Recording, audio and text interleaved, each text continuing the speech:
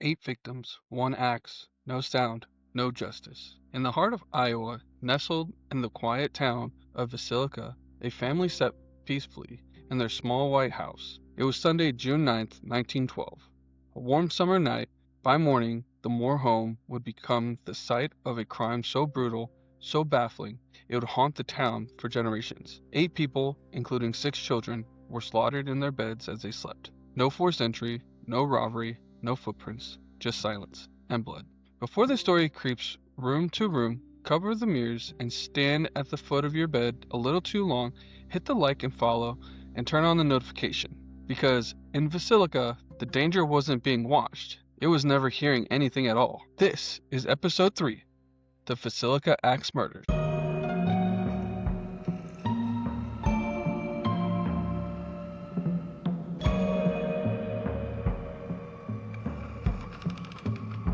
Josiah Joe Moore and his wife Sarah were well known and well liked in Villisca. Joe, 43, was one of the town's prominent businessmen. He ran a farm equipment store and had even secured the coveted John Deere franchise after years of working for a local politician and merchant, Frank Jones. Sarah, 39, was active in the Presbyterian Church and took pride in raising their 4 children: Herman, 11, Mary Catherine, 10, Arthur Boyd, 7, and Paul, 5.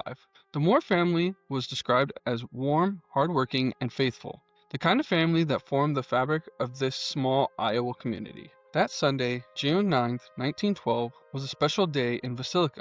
The Presbyterian Church was hosting its annual Children's Day program that evening, and Sarah helped coordinate the event. The Moore children had spent weeks practicing their recitations and songs. 2 sisters from out of town, 12-year-old Lena Gertrude and 8-year-old Ina May Stillinger, had come into Villisca for the event as well. They were friends of Mary Catherine Moore. In fact, Mary Catherine eagerly invited Lena and Ina to spend the night at the Moore house after the festivities. Earlier that day, around 6 p.m., Joe telephoned the Stillinger residence to ask permission for the girls to stay over. He reached Lena and Ina's older sister Blanche, who said their parents were outside, but she would pass along the message. With that, the plan was set. The Stillinger girls would go home with the Moores instead of returning to their grandmother's farm that night. We can imagine the scene that evening. The Children's Day program began around 8 p.m.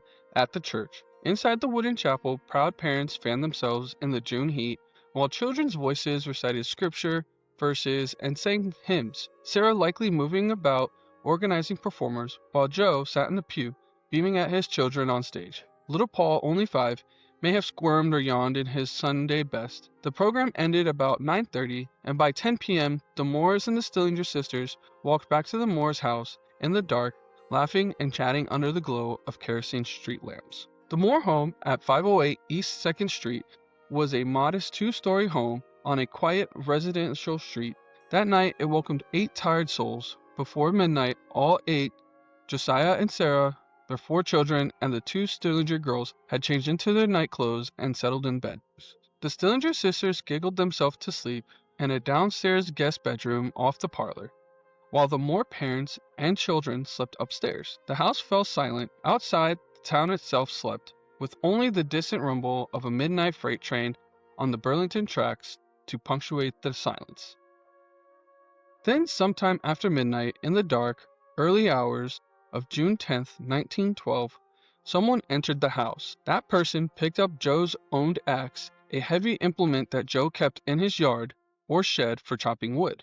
With the blade of that axe, the intruder struck Joe while he lay sleeping in the upstairs bed next to Sarah. The blows were ferocious. In an instant, Joe's skull was crushed, his face unrecognizable. Blood splattered the bed, the walls, even the ceiling above. The killer then swung at Sarah, shattering her skull before she could fully wake or cry out. One by one, the killer moved through the small house, a silent phantom wielding brute force. In the adjoining upstairs rooms, 11-year-old Herman, 10-year-old Mary Catherine, 7-year-old Arthur, and 5-year-old Paul were sleeping just steps from their parents' room. The murderer turned his fury on them next. Perhaps Herman and Mary Catherine stirred at the thuds of their parents being attacked. What we do know is that all 4 children were bludgeoned to death in their beds. Each was struck in the back of the head with the blunt back end of the axe repeatedly. With a force and rage hardly imaginable against children, Some had their little arms up as if in brief futile attempt to ward off the blows, but none escaped. None even made it out of their bed. Finally, the intruder crept back downstairs into the parlor bedroom where Lena Ina Sterlinger slept. The two sisters, far from their own home, fell victim last. Ina, just 8, seemed to have been killed still peacefully asleep. 12-year-old Lena, however, may have woken up, and it's a horror to imagine her shock. Lena's body was found halfway off the bed, and defensive wounds on her arms, and a blood stain on her knee, suggesting she might have tried to fight or flee. Her nightgown was pushed up, and her undergarments had been removed. Her legs were hanging off the side of the bed. It looked as though the killer had posed her bed, perhaps attempting some unspeakable act. Yet doctors later concluded Lena had not been assaulted. She, like the others, died from the brutal head injuries. With that, all 8 victims lay dead or dying of suffocation in the darkness. The only sounds in the Moore house were likely the creaking of the floorboards as the murderer moved from room to room and the faint dripping of blood. Remarkably, no one in the house or the neighborhood heard a single scream that night. 6 children and 2 adults were annihilated while they slept, and outside the quiet streets remained quiet. How could this be? Some later speculated the killer might have silenced the victims so swiftly with blows to the head that they never had a chance to cry out. Others wonder if perhaps a sedative or drug had been administered to render the family unconscious. In fact, early newspaper reports floated a theory that the murderer had slipped some kind of sedatives into the family's milk or evening snacks. But toxicology testing in 1912 was primitive at best, and no evidence of poisoning was ever found or officially recorded. What kind of person could commit such an atrocity? The level of violence suggested an almost inhumane range. Investigators would later count roughly 20 to 30 axe blows per victim. In Joe's case, the killer's frenzy was extreme. He struck Joe's head so many times, at least 30 blows, that one of Joe's eyes was missing, and the ceiling above the bed bore gorge marks from the upswing of the axe. The walls throughout the house were spattered with blood, and even the ceiling had arc-shaped blood spray and nicks where the axe had come up after each swing. And yet, in the immediate aftermath of this bloodbath, the house was eerily undisturbed beyond the carnage in each bed. The furniture wasn't toppled. There were no signs of a struggle beyond the beds themselves. There was no ransacking, no valuables taken. Joe's wallet full of cash was found untouched in a dresser. All doors and windows were intact. No broken locks or shattered glass. It was as if the killer had slipped in and out like a shadow, leaving death in their wake without waking a soul. And then there were the strange little details, the eerie touches that would make this case even more infamous. It appears the murderer didn't leave immediately after the killings. Instead, he stayed in that house for some time, perhaps an hour or more, carrying out a bizarre ritual of sorts. At some point before dawn, the killer covered the faces of every victim. Bedclothes or clothings were drawn up over the mangled faces and the deceased children and adults. It's said that all the mirrors in the house were draped with clothes and blankets, and the windows as well. In fact, 2 windows that lacked curtains had pieces of the Moore's family clothing hung over them to block them out. Imagine the scene. The house sealed up in unnerving stillness, mirrors and windows shrouded as though the killer couldn't bear any reflection of the horror or of himself. Covering mirrors was actually a common practice during funerals in some traditions, done out of respect or superstition. Did the murderer know this? Was this an act of shame, reverence, or something else entirely? As the killer moved about the house, he also did something many find chilling in its normalcy. He washed up. A basin of bloody water was later found in the kitchen, along with the bloody towel. The murderer had taken the time to wash the gore off his hands or face in the Moore's wash basin. He even possibly prepared himself a meal. On the kitchen table, investigators found a plate of uneaten food. Some reports say it was a plate of bacon and a dish of what looked like uneaten rustic pork and beans. In fact, a 2-pound slab of bacon neatly wrapped in a dish towel was discovered on the floor near the Sterlinger girl's bed. The slab of bacon had been removed from the icebox. Some speculated it might have been placed there as some sort of bizarre symbol or perhaps intended to be used for nefarious purposes and then abandoned. To this day, the details remains one of the strangest in the case. Finally, as dawn neared, the killer took the axe, now dripping with the blood of innocents, and left it in the downstairs bedroom where Lena and Ina lay dead. Propping it against the wall, he then found the house keys, which were later found missing from their usual spot, and locked the doors behind him as he left, sometime before 5 a.m. The murderer vanished into the pre-dawn darkness, leaving the slaughtered Moore family and their young guests sealed inside the deathly quiet house. 8 victims, one by one, killed in their sleep. The murder lingered in that house with the dead, going about odd little chores in the night. What kind of killer slips in at midnight and never makes a sound? Dawn broke on Monday, June 10th, 1912, with a golden sunrise washing over Villisca. Neighbors would later recall it was unusual not to see the Moore's family up and about that morning. Typically, Sarah would be in the yard by early light, doing chores or seeing to the chickens. The Moore children might have been outside playing or doing their own small chores before breakfast. But on this morning, the Moore house was unnaturally still. Next door, Mary Peckham stepped into her yard around 5 a.m. to hang laundry on the line. Miss Peckham, an elderly neighbor, noticed nothing amiss then. After all, 5 a.m. was quite early. But by 7 a.m., Miss Peckham grew concerned. The Moore's house remained silent, with no one tending to the restless livestock in the barn and none of the unusual bustle. The chickens in the coop were still inside, clucking to be let out. Miss Peckham found this odd. Sarah was diligent about her animals. Mary Peckham went over and knocked on the Moore's door around 7:30 a.m., calling out for Sarah or Joe. There was no answer. She tried opening the door and found it locked tight. She walked around peering in windows, but all of the curtains were drawn or covered. Perhaps the family had all taken ill or overslept after the big night. Mary Peckham had let the Moore's anxious chickens out of the coop and called Josiah's brother Ross, who lived nearby. Ross arrived sometime around 8 a.m. He too knocked loudly, shouted his brother's name, but received only silence in reply. Taking out his set of keys, he knew Joe's house well. Ross tried one after another until a key fit the front door's lock.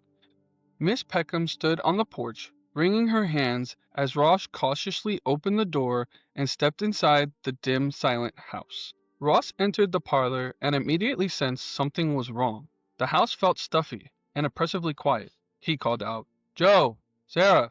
but got no response. Taking a few steps further, Ross made a discovery that would be seared into his mind forever. Opening the door to the small downstairs bedroom, the one off the parlor, Ross saw 2 figures on the bed, covered with a sheet. A dark stain spread across the bedcloth.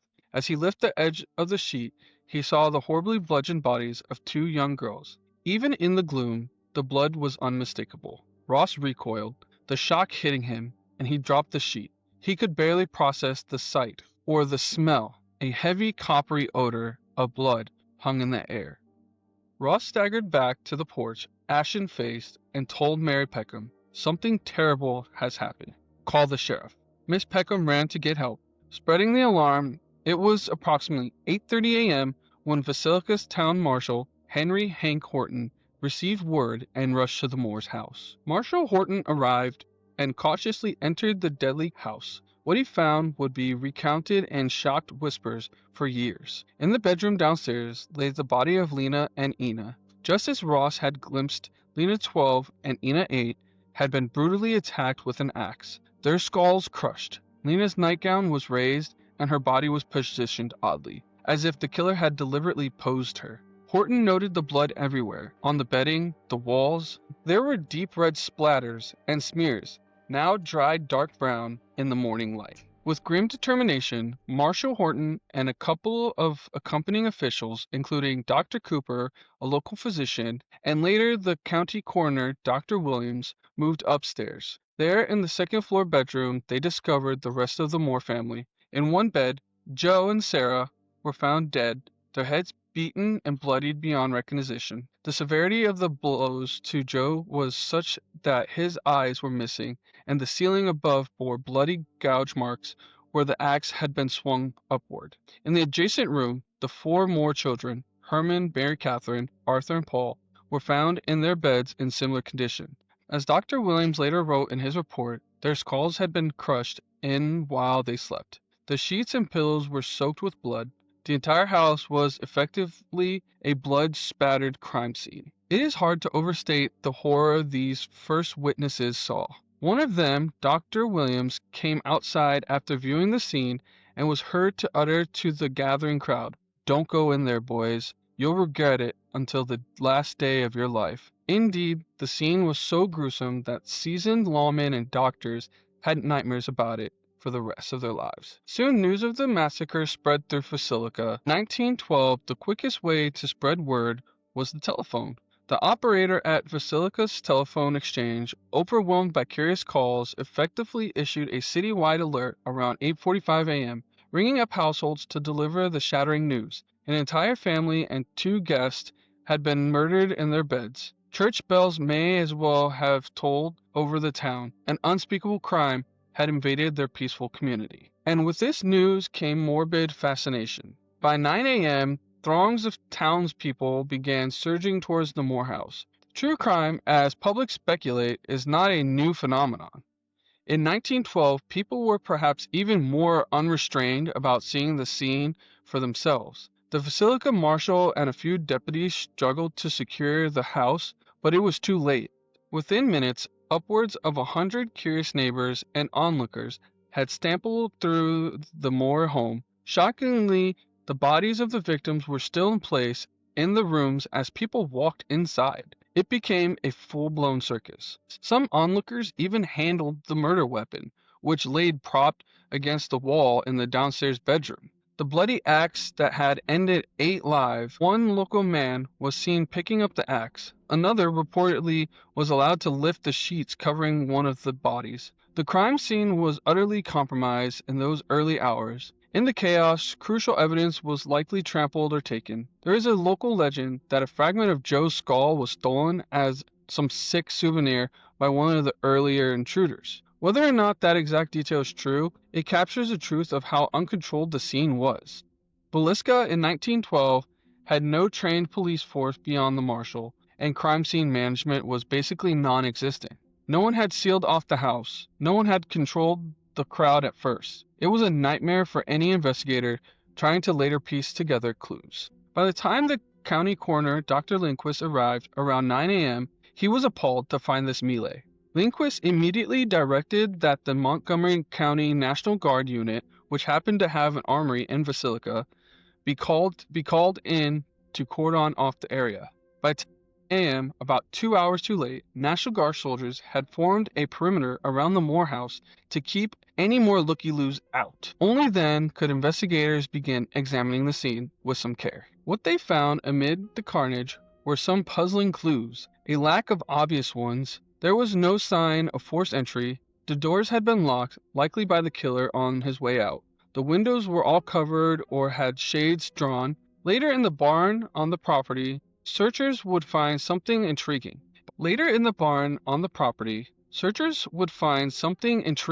In the hayloft, there was a depression in the hay bales and 2 discarded cigarette butts nearby. This suggested that someone might have been laying in wait in the barn, peering out through a knothole towards the house, possibly watching the Moore's family's movement that evening. Had the killer arrived before the family got home and hidden in the barn, observing until the lights went out? It's a chilling possibility. Alternatively, the cigarettes in the barn could have belonged to someone else entirely, but even the timing, investigators took note. Inside the house, they documented the bizarre cleanup the killer had done. All mirrors and reflective surfaces covered, all victim faces covered with cloth. They noted the kerosene lamp found sitting at the foot of the bed in the master bedroom. The lamp's glass chimney had been removed and placed under a chair, and the wick was bent down almost out of sight inside the lamp, turned very low. This meant the killer likely carried the lamp with him room to room, turned down so low it cast only the faintest glow, just enough to navigate without waking the victims, or perhaps to avoid being seen from the outside. This lamp without its chimney wick low was an M.O. detail that would later be recognized in other unsolved axe murders of the era. Another clue, a piece of a broken keychain that did not belong to the Moores, was found on the floor downstairs.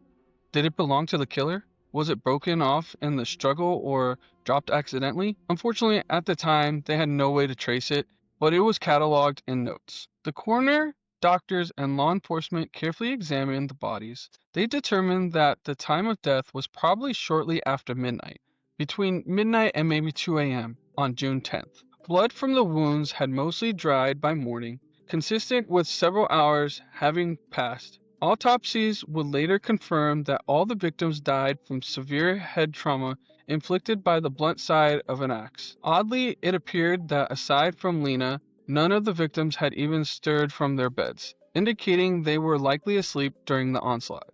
There was one exception. Some accounts say Lena had defensive wounds, a gash on her arm, and a bruise on her knee, implying she was awake for at least one blow. Lena may have been the only one who briefly fought back or tried to escape her fate. By midday, the little white house on 2nd Street was a hub of official activity and morbid public interest. Reporters from local papers and even big city newspapers, Omaha, Kansas City, Chicago, started arriving to cover the sensational crime. They sketched the scene, interviewed townfolks, and phoned in headlines that by the next day would shock the nation. Entire family of 8 murdered in Iowa was blared in the Chicago Tribune. For Villisca residents, the nightmare was only just beginning. Many realized with dread that a murderer had walked among them in the dark and was still out there somewhere. Doors that had never been locked before were now bolted tight every night. As the day went on, law enforcement began their work in earnest. The sheriff of Montgomery County, Orrin Jackson, joined Marshal Horton and others to form a preliminary theory of the crime. By that evening, a coroner's inquest was convened to start gathering testimonies. But even within the first hours, some suspicions and leads had already begun to form. The investigators fanned out to ask questions. Had anyone seen a stranger in town? Did anyone have a grudge against the Moore family? Who was the last to see them alive? Villisca was a small town around 2,000 people, and the thought that one of their own neighbors could have done this was almost too terrible to consider.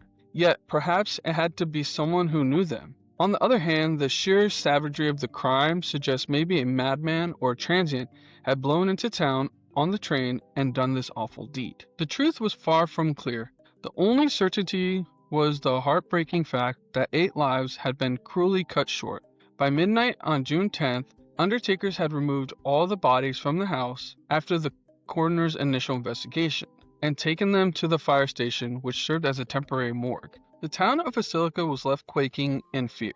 That night, likely no one in Villisca slept easily. Families huddled together behind locked doors, neighbors kept their lanterns lit, rifles loaded. The normal innocence of their little town was shattered. A killer was on the loose. 8 people murdered, and a town full of terrified witnesses after the fact, but no witnesses to the crime itself. The walls held secrets, and they weren't talking. Who could have done this? A stranger riding the rails? A jealous neighbor? Or something far more disturbing? In the day and weeks after the Villisca Axe Murders, investigators and townspeople alike were desperate to find the killer. Rewards were offered, posses organized. The list of suspects would grow long, and many would eventually be exonerated or dismissed for lack of evidence. But early on, a few names and theories rose to the forefront. Let's step into the shoes of the investigators and examine the most notable suspects and theories, each as troubling as the next. One of the first names to surface was Reverend George Kelly, and to this day, many consider him a prime suspect. Reverend Kelly was a traveling preacher, a tiny man just 5'2" and about 119 pounds, with a particular personality. He was an English immigrant who had come to America in 1904. Kelly, aged 35, drifting through small Midwest towns with his wife, preaching at Methodist congregations here and there. He also happened to be in Villisca on June 9, 1912, the night of the murder. Reverend Kelly had arrived in town that Sunday to attend the Children's Day program at the Presbyterian Church, the very same event the Moores and Stillinger girls participated in. People later recalled that Kelly was present at the church that evening. Though he was a stranger to Villisca, he left town in the pre-dawn hours the next morning, reportedly catching the 5:19 a.m. westbound train out of Villisca, roughly the same time the murderer would have been departing the Moore house. This timing alone made Kelly interesting. But there was much more. Reverend Kelly was, to put it bluntly, an odd individual with a troubled past and a history of mental illness, likely what we now diagnose as schizophrenia. He had a reputation for peeping into windows and for inappropriate behavior towards young women.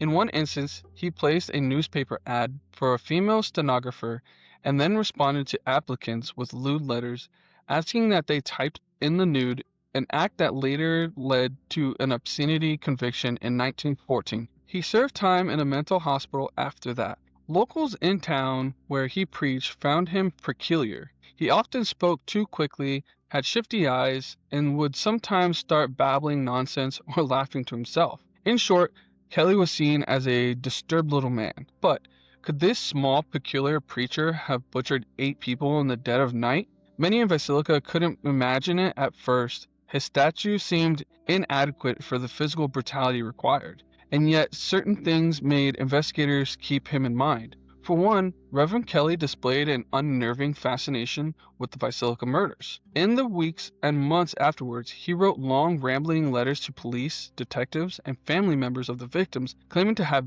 visions or divine insights into the crime. He even bizarrely impersonated an investigator at one point, just 2 weeks after the murders. Kelly returned to Villisca and joined a tourist group touring the Moore house, introducing himself as a detective from Scotland Yard. This was true. The man inserted himself right back into the crime scene, feigning official capacity to satisfy his morbid curiosity.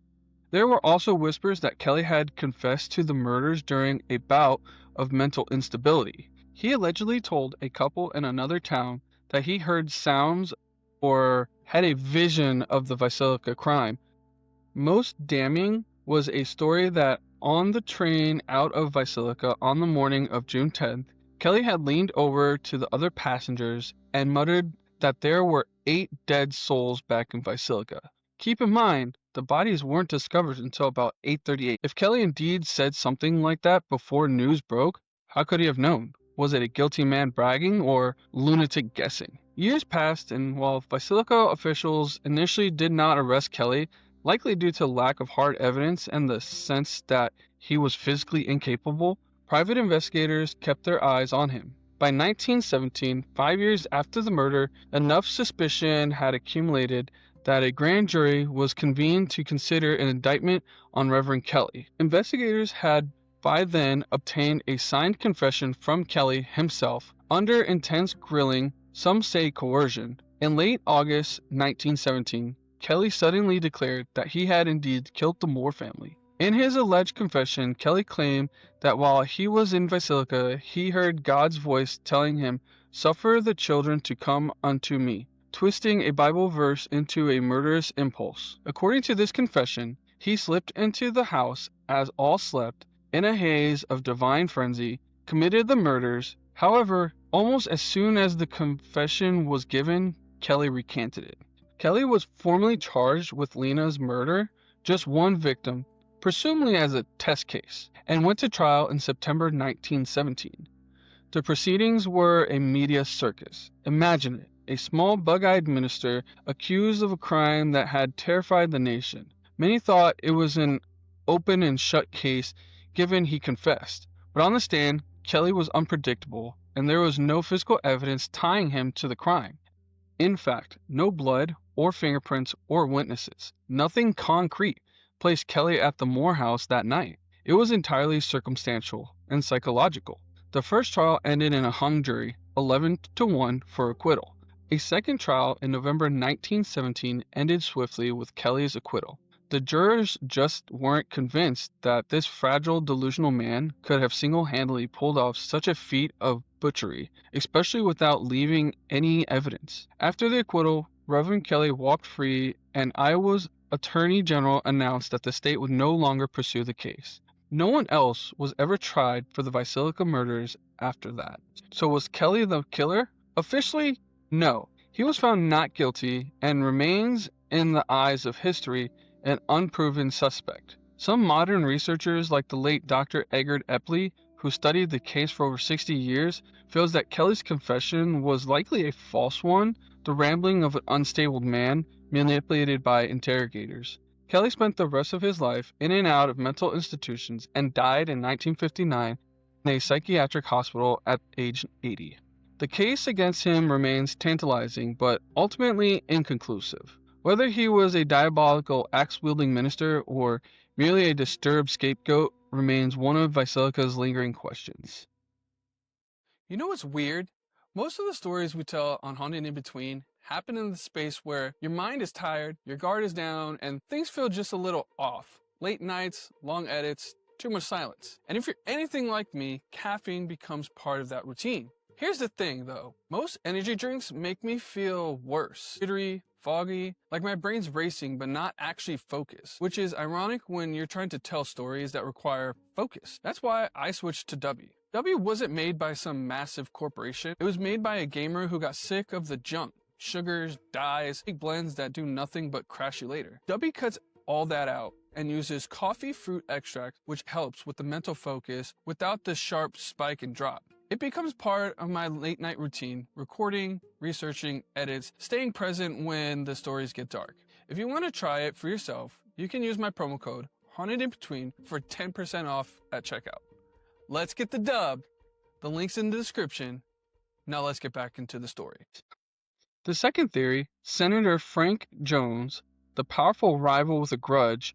While suspicions swirled around outsiders and mad preachers, many in Villisca's own community had another man in mind, Frank Fernando Jones, usually known as F.F. Jones. Frank Jones was as close to Villisca's elite as one would get.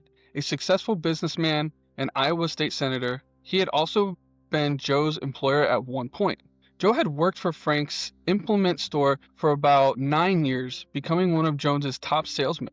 However, in 1908, quit Jones's store and struck out on his own, opening a competing farm equipment business, and crucially, Joe managed to snag the John Deere franchise for Villisca, a hugely profitable account away from his old boss. This infuriated Frank Jones. The town gossip was that a bitter rivalry formed between the two men after Joe's departure.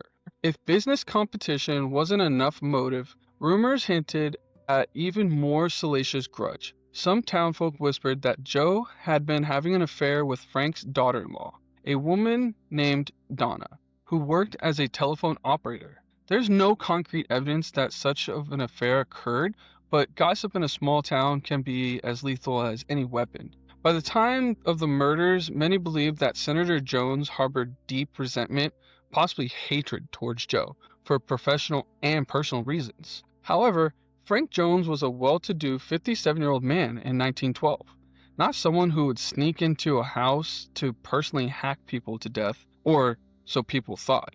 The theory that developed was more insidious, that Jones hired a killer to eliminate Joe, and perhaps his family as collateral damage, in an act of revenge or to silence Moore over some matter.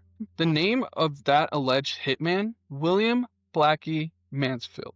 William Mansfield was a suspected serial murderer and often described as a cocaine-addicted drifter. Detective James Wilkerson of the Burns Detective Agency became the biggest proponent of the theory that Senator Jones hired Mansfield to kill the Moores. Wilkerson arrived in Villisca a couple of years after the crime, employed by a group of private citizens unhappy with the official investigation. He dug into leads and loudly accused Frank Jones in public meetings and in press, accusing the senator of plotting the murder.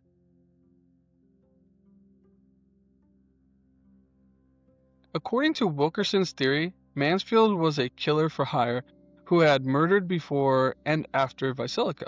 Wilkerson believed that Mansfield was responsible for an axe murder of a family in Paola, Kansas, just 4 days before Villisca, and the axe murders of his own wife, child, and in-laws in Blue Island, Illinois, 1914. Those crimes had eerie similarities. Family bludgeoned in their sleeps with an axe, mirrors covered, a lamp left at the scene without its chimney, etc. If Mansfield was the Villisca murderer, it would mean Villisca was one atrocity in a series of serial-like killings across state lines. Under significant public pressure, a grand jury was convened in 1916 to investigate these allegations. Wilkerson managed to get Mansfield arrested in 1916, and he was brought to Iowa.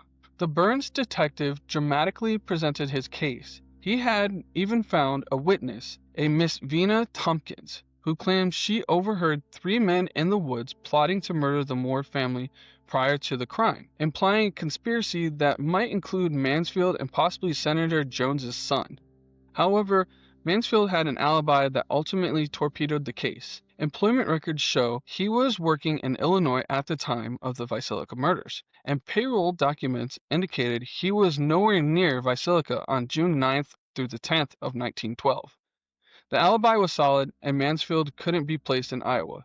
The grand jury disbanded without indicting Mansfield or Jones, and Mansfield was released due to lack of evidence.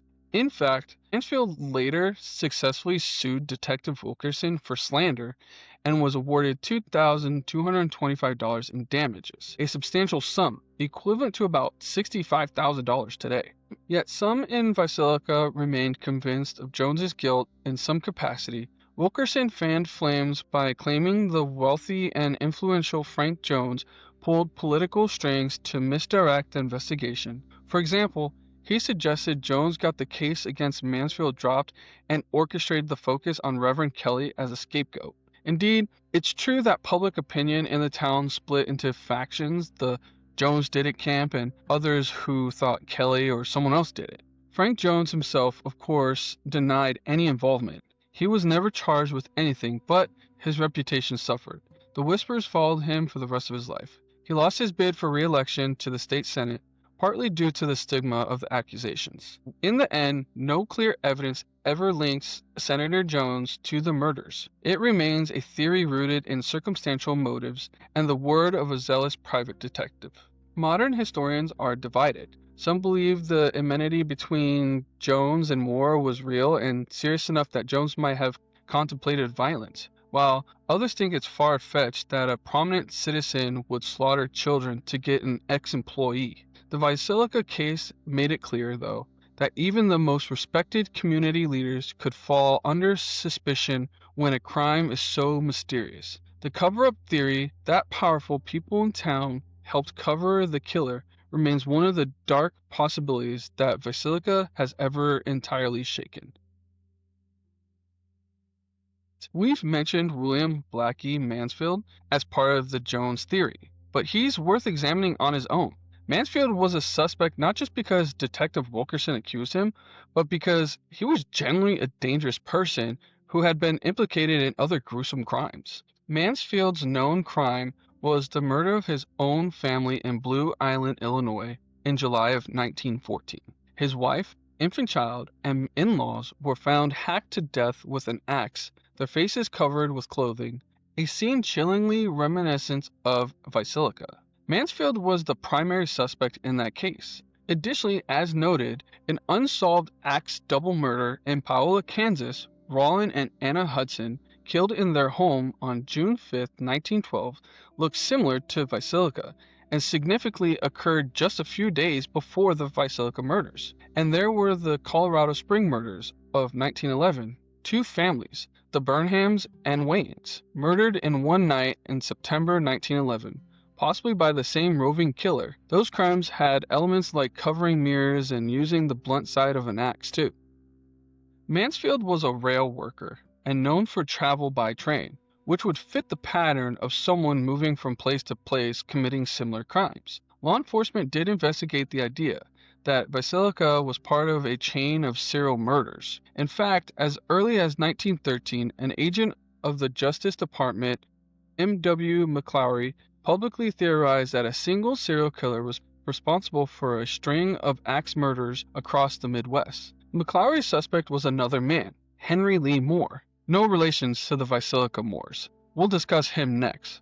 But Detective Wilkerson was convinced the serial killer was Mansfield, hired by Jones. When Mansfield was arrested in 1916 and brought to Iowa, pressure was on to prove he was the axe murderer of Villisca. But as mentioned, his airtight alibi saved him. After his release, Mansfield disappears from the primary narrative, except in theory. If he was indeed the serial axe killer, then he literally got away with murder many times over. If he wasn't, then he was a convenient boogeyman for Detective Wilkerson's crusade. What Mansfield's case gave to the Villisca story, however, was the idea that this might not have been an isolated incident. There might be a roaming axeman who struck multiple towns. Perhaps Villisca was just one stop on the bloody spree. Another name that cropped up, thanks to Agent McClaughry's investigation, was Henry Lee Moore. Again, no relation to Joe. Henry Moore was a 30-year-old man in a bizarre twist, was also convicted of an axe double homicide, the murder of his own mother and grandmother in Missouri in 1912, just a few months after Villisca in December 1912. Henry Moore brutally killed his mother and grandmother with an axe and was later sentenced to life in prison for that crime. McCarley noticed that Henry's crime came after a string of similar murders and theorized Henry could be responsible for Villisca and others. Henry Lee Moore's background was checked. He had a record of criminal behavior and was said to have a morbid fascination with death. He kept a scrapbook of murders and frequented morgues as a young man. It's a fact that several family axe murders occurred in the Midwest in 1911 to 1912. Colorado Springs, September 1911, Monmouth, Illinois, October 1911, Ellsworth, Kansas, October 1911, Iowa, Kansas, June 1912, and Villisca, June 1912.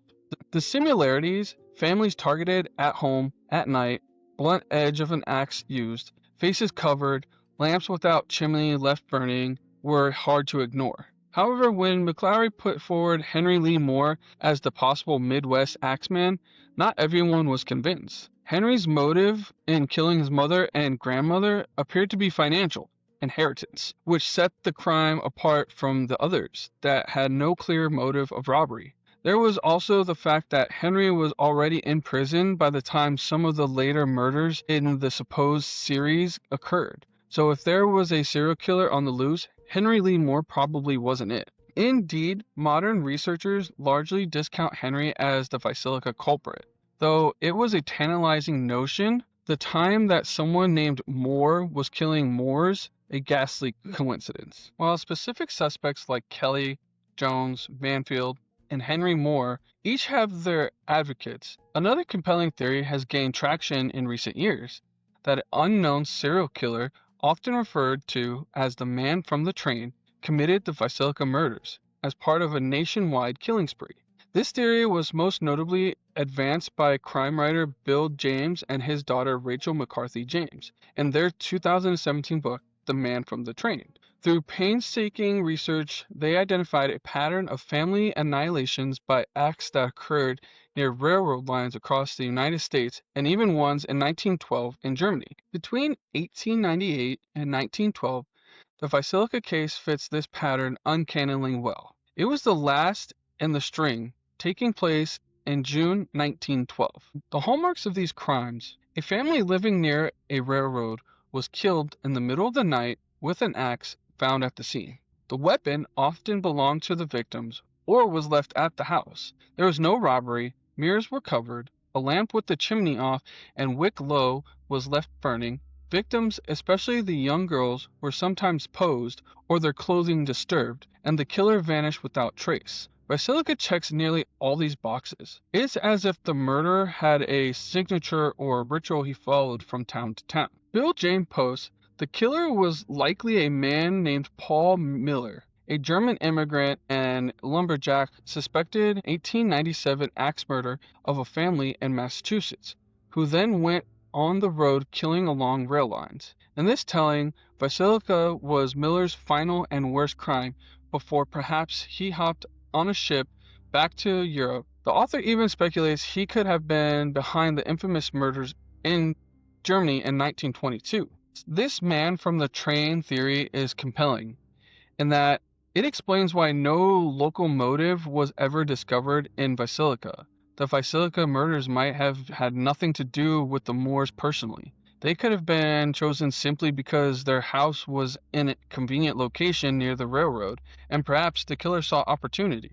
He might have stalked the family briefly, possibly even attending the church program to scope them out, then hid in the barn. It cast the Villisca horror as the work of a seasoned serial killer who had done it before and knew how to leave a town mystified. What evidence supports this? Primarily the striking similarities between Villisca and other unsolved cases.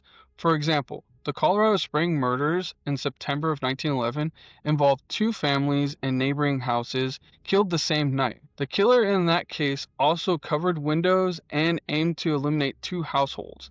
The Paola, Kansas case, June 5, 1912, a man and wife murdered in bed, shades drawn, faces covered, axe left at the scene, etc. And in several of these cases, witnesses reported a strange man lurking or suspect seen boarding a train. If one travels by train, one can commit a crime in one town and be far away by the next morning, a ghost in the wind.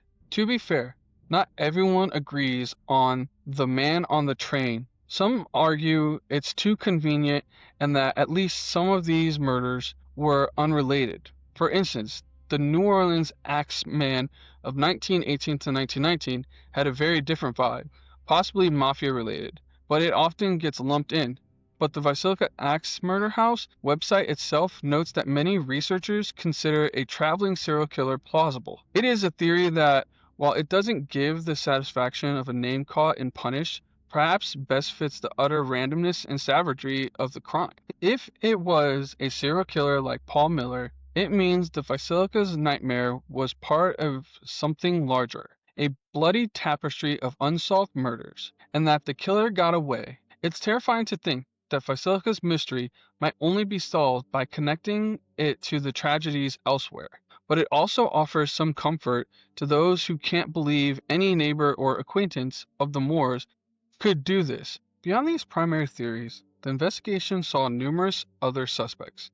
Pretty much every transient, hobo, or unfamiliar face that passed through Montgomery County in 1912 was questioned. One such was Andy Sawyer, a transient railroad worker who aroused suspicion when he showed great interest in the case and behaved oddly. Sawyer had been in the area and even talked about Villisca murders with co-workers in a way that made them uneasy. He slept with an axe next to him, and once, while working on a bridge crew, suddenly said aloud, "I will cut your goddamn heads off," while making chopping motions, frightening those around him. He even told a companion details like where the murderer might have crossed a creek near Villisca, information he shouldn't have known unless he had been there. But Andy Sawyer was ultimately cleared. It was documented that he had been arrested for vagrancy in another town on the night of the murders and put on a train away from Villisca around 11 p.m. that evening.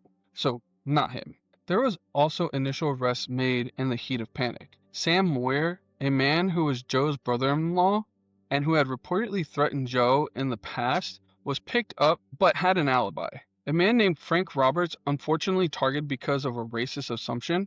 Roberts was an African American, and at least one newspaper shamefully accused him. He was arrested and quickly released when nothing tied him to it. Even Sarah's own estranged ex-brother-in-law, Lee Van Alstyne, was arrested in late 1912 on suspicion, though nothing concrete was found and he was to let go. It seemed anyone remotely convincible was questioned. One particularly heartbreaking detail: a few days after the murders, authorities had Joe's 16-year-old niece, Faye Van Gilder, attempt to identify a suspect.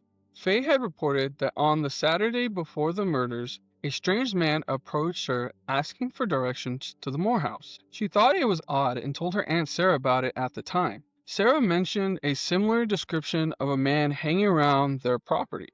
When a man named Joe Ricks was arrested in Illinois after stepping off a train with blood on his shoes, the county attorney brought young Faye by train to see if Ricks was the stranger. In Monmouth, Illinois, Faye looked at Joe Ricks and said no, he was not the same man. Ricks, for his part, had a story for the blood on his shoes, claiming he got them via a trade with another tramp, and he was released when they confirmed he wasn't the Villisca stranger. The leads were exhaustive and often exhausting. None led to a conviction. The inquests, the grand juries, the trials, all ultimately failed to solve the Villisca puzzle. By the end of 1917, the investigation had effectively run cold.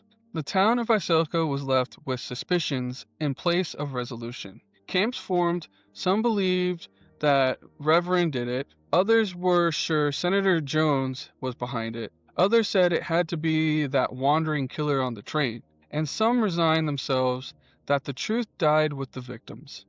Despite the arrests, the trials, the shattered reputations, and the whispered accusations, no one was ever convicted for the Villisca Axe Murders. Officially, it remains unsolved. A family was wiped out and justice was never served. The case faded from headlines, but it never faded from Villisca's identity. Even as early as the 1910s and the 1920s, the Moore house was spoken of in hushed tones. Folks said its very rooms held a darkness that wouldn't depart. Which brings us to another facet of this story, something that blurs the line between true crime and supernatural. 8 lives taken and the killer walked free. 8 unquiet souls trapped in a house of silence. No justice in this world. So perhaps could there be justice from beyond the grave? The Moore house in Villisca did not remain just another dwelling after 1912. In the aftermath of the murders, the home at 508 East 2nd Street stood empty for a time. No one could imagine living in a place where such horror occurred. Eventually, it was cleaned and even rented out to new tenants, but according to local lore, very few families stayed there for long. Over the decades, whispers of strange occurrences in the house began to spread. The tragedies of the past started to intertwine with tales of the paranormal. Fast forward to 1990s. The house was in disrepair and facing possible demolition when it was saved by Darwin and Martha Lynn, a local couple with a passion for history. They purchased the Moore house in 1994 and undertook a painstaking renovation, returning it to its 1912 condition as if freezing it in time. They removed modern plumbing and electricity, rebuilt the outhouse and chicken coop out back, and stripped away later additions so that the rooms appeared just as they did on the night of the murders. The project was successful. By 1998, the house was placed on the National Register of Historical Places, and the Lynns opened it to the public for tours and even overnight stays shortly after. And that's when the reports of hauntings really took off. Since opening as a sort of living museum, hundreds of visitors have come forward with unsettling experiences in the Villisca Axe Murder House. Daytime tour goers describe an oppressive feeling as if a concentrated dread or sadness hangs in the air. Some people burst into tears for no reason in certain rooms. Others feel waves of anger that aren't their own. Photographs taken in the house show unexplained orbs of lights and misty figures. Electronic gadgets frequently malfunction inside. Paranormal investigators who flock to the house have captured EVPs, electronic voice phenomenons. Recording their voices, not heard at the time, later emerged on audio. These voices sometimes sound like children giggling or crying, or they whisper messages. Many have used spirit communication devices and claim to get answers from beyond. Voices giving names, so saying words like axe or Lena or hurt. There are specific hotspots. The downstairs bedroom where the Stillinger sisters died, often called the Blue Room or Children's Room, is said to be especially active. People report a shadowy figure lurking in the corners or the closet. Some have heard what they describe as children's voices in that room when no children are present.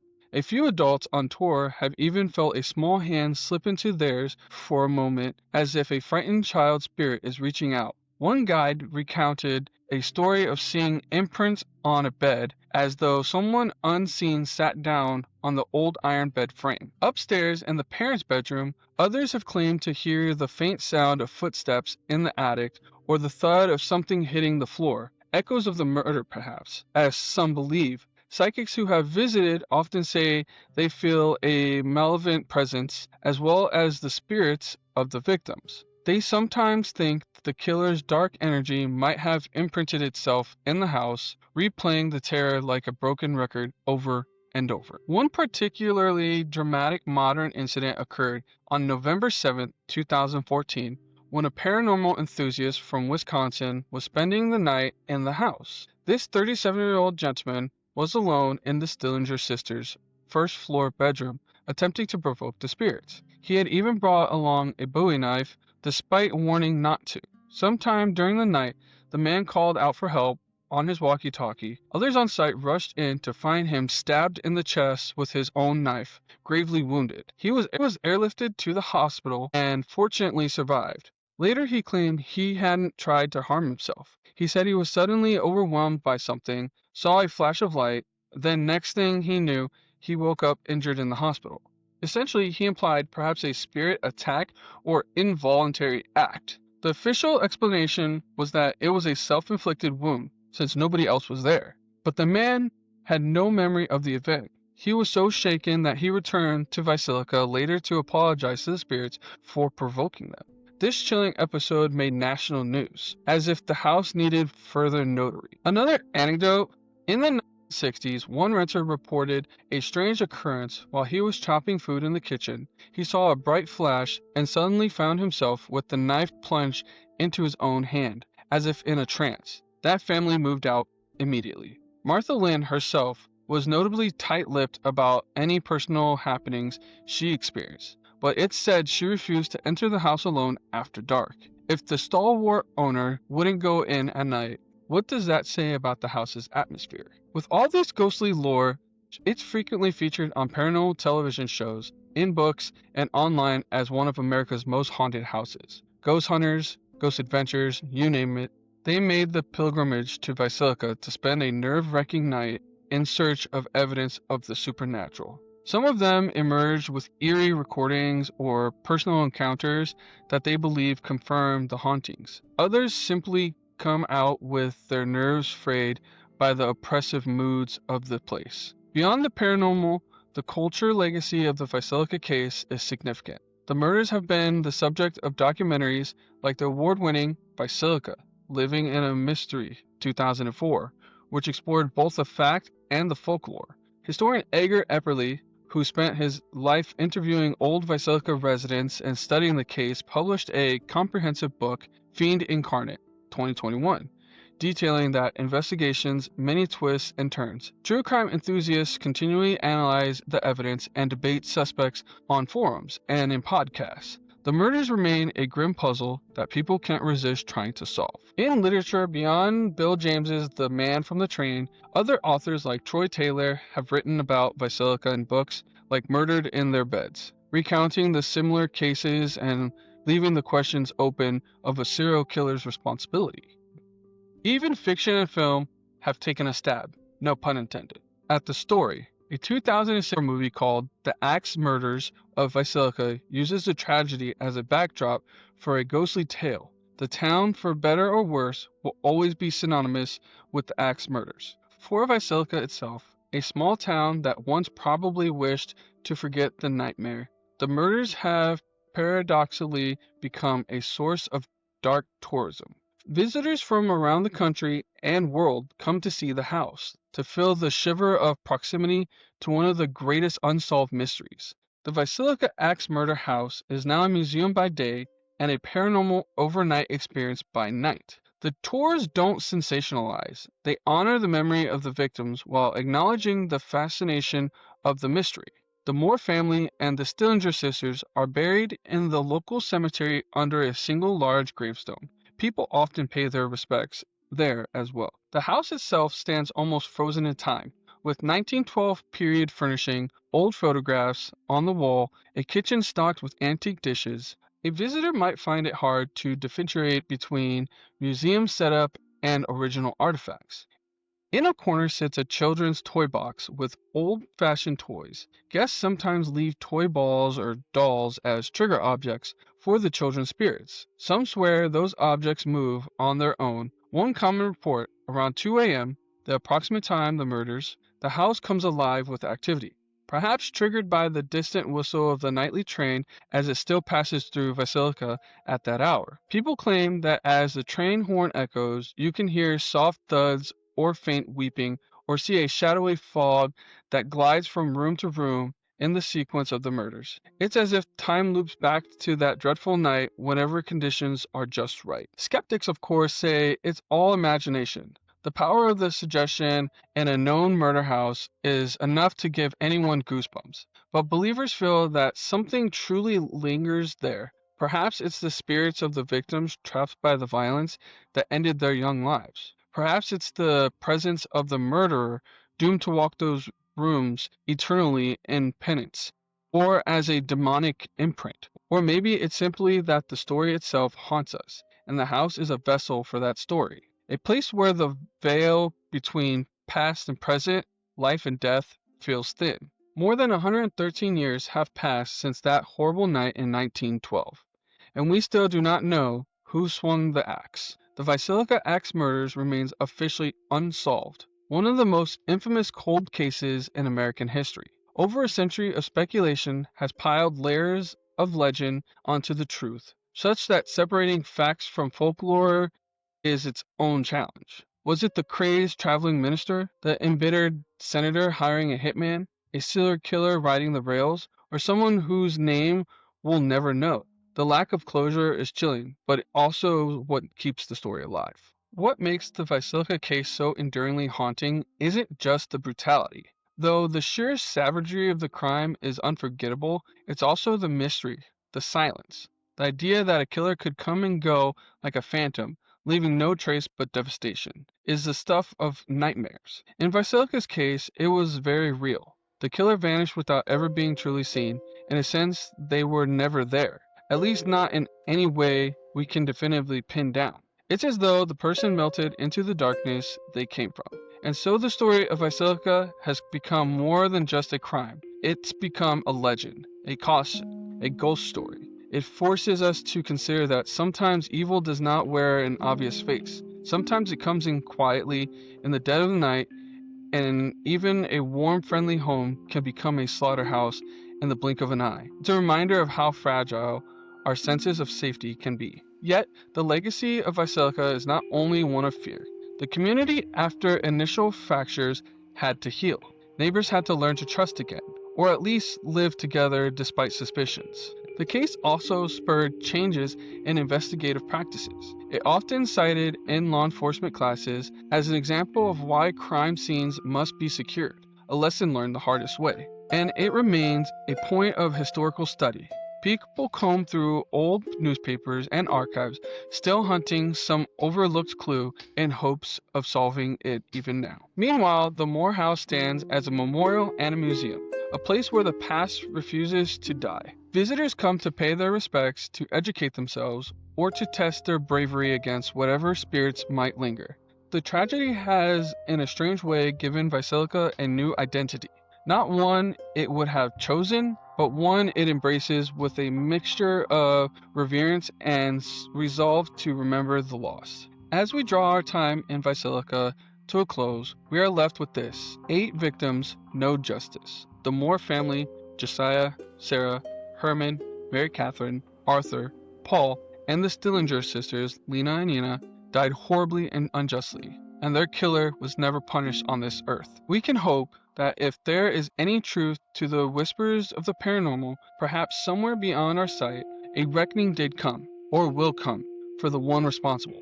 Perhaps the spirits of the Moore children truly do play in those rooms, innocent of what happened, or perhaps they rest at last. The Villisca Axe Murders show us that sometimes the most terrifying mysteries are not those we invent in fiction, but those that happen and then defy explanation. The case remains a dark enigma, an enduring question mark dripping with blood, and we as people, drawn to mysteries, keep returning to it, like moth to a flame, knowing we might get burned by what we find, or don't find. Having walked through this tale of horror with me, would you spend a night in the Villisca Axe Murder House? Would you lay your head down in the very room where innocents were slain in their sleep? Could you close your eyes in the dark, knowing that somewhere in those shadows 8 souls met their end, and perhaps something unseen still stirs? It's easy to say yes from the safety of daylight in your home, but I suspect many of us would feel a chill if we stood at the threshold after sunset. Share your thoughts with us in the comments. What do you think happened in Villisca? Which theory do you find most convincing? Or do you have one of your own?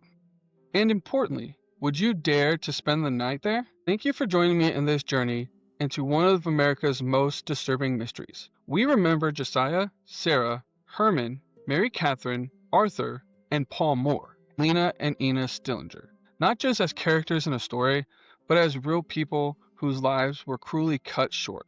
May their memories endure beyond the infamy of their death. If you enjoyed this story, follow us at Haunted in Between on all platforms for more true tales of terror, unsolved mysteries, and the thin veil between this world and the next. On our next episode, we'll leave the Midwest and venture into the snowy wilderness of New Hampshire to revisit the baffling disappearance of Maura Murray, a young woman who vanished without a trace from a desolated roadside. Her car was found intact, her belongings untouched, but she was nowhere to be seen. It's a modern mystery that still defies logic and has spawned countless theories. You won't want to miss it. As always, we're the Haunted in Between. Remember, you're not alone, you're in between.